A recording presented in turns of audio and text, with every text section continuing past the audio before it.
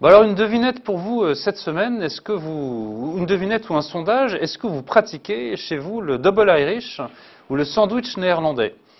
Alors non, ça n'a rien à voir avec des figures exotiques du Kama Sutra ou alors des cocktails pour bars improbables. Ce sont des outils très performants qui vous auraient permis d'éviter des désagréments assez fâcheux ces derniers jours qui ont été la vendange fiscale. Vous savez, vous avez été probablement parmi les 18 millions de foyers fiscaux français à régler le dernier tiers provisionnel donc pour l'impôt sur les revenus.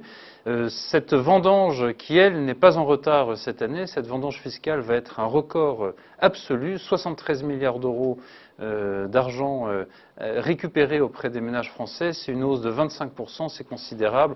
On met de côté l'ISF. Dans un mois, il y aura les taxes foncières qui vont rappeler à quel point les collectivités locales sont capables, elles aussi, de puiser dans le portefeuille des ménages. Voilà, cette vendange est remarquable. Mais on peut y échapper si on pratique le double Irish et le sandwich néerlandais. Alors de quoi s'agit-il? Il s'agit en fait de techniques fiscales. Ce n'est pas de l'évasion fiscale, c'est très légal, mais ce sont des techniques qu'utilisent les acteurs les plus modernes, les plus dynamiques de l'économie du XXIe siècle, notamment les acteurs du numérique. Prenez l'étude de la Fédération française des télécoms sur le chiffre d'affaires, les résultats que le GAFAM, c'est-à-dire les Google, Amazon, Facebook, Apple, Microsoft de ce monde, les chiffres d'affaires et résultats que ces sociétés ont fait en France. Alors, d'après les comptes publics, en fait, le GAFAM a collecté un peu plus d'1 milliard d'euros de revenus en 2011 et payé quelques dizaines de millions d'euros d'impôts. C'est très bien, mais c'est très insuffisant et totalement éloigné de la réalité de leur ponction sur le marché français.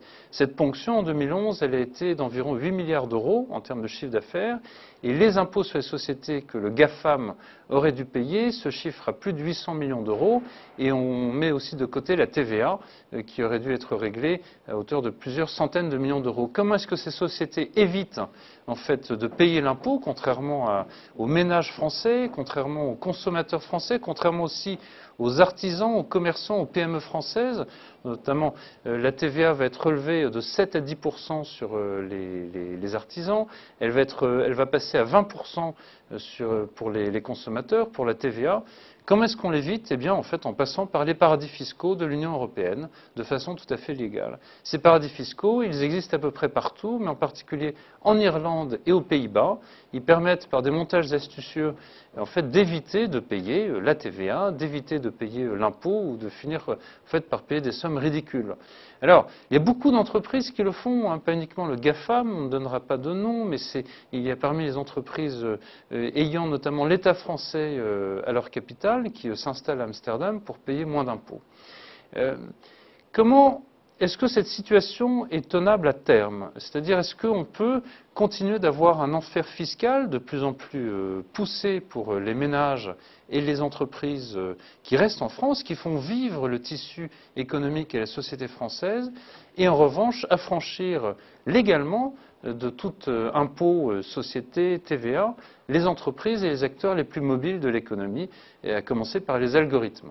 Quelle est ma proposition concrète cette semaine? En fait, c'est de renverser la logique fiscale actuelle qui, en fait, cogne sur les acteurs les moins délocalisables de l'économie et de la société française et affranchissent les autres du paiement de l'impôt. Comment on fait? Eh bien, ça passe par une initiative européenne, à nouveau. Ça passe notamment par une initiative, je pense, qui doit être franco-allemande, parce que l'Allemagne est exposée aux mêmes problèmes que nous, et la France et l'Allemagne sont pour longtemps les moteurs de l'Union européenne, notamment dans cette nécessaire harmonisation des fiscalités en Europe. Il ne s'agit pas de multiplier les enfers fiscaux, d'avoir un enfer fiscal dans toute l'Europe comme cela existe aujourd'hui en France, mais vraiment d'harmoniser et de fermer, tout simplement fermer les possibilités d'évasion, ou en tout cas d'évaporation fiscale qu'offrent aujourd'hui les paradis que sont l'Irlande, les Pays-Bas, mais aussi la Grande-Bretagne avec la City de Londres, avec les îles Vierges britanniques, Jersey, etc. C'est un vaste programme.